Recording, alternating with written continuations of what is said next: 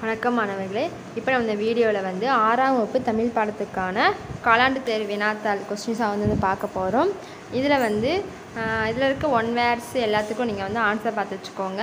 முக்கியமாக இதில் இருக்க கொஸ்டின்ஸை வந்து எல்லா கொஸ்டின்ஸுக்குமே நீங்கள் வந்து ஆன்சர் படித்து வச்சுக்கோங்க. இதுலேருந்து கண்டிப்பாக கொஸ்டின்ஸ் வரதுக்கு நிறையவே வாய்ப்பு இருக்குது. ஸோ இதில் இருக்க எந்த கொஸ்டினுமே ஒமிட் பண்ணாமல் எல்லா கொஸ்டினுமே நீங்கள் படித்து வச்சுக்கோங்க.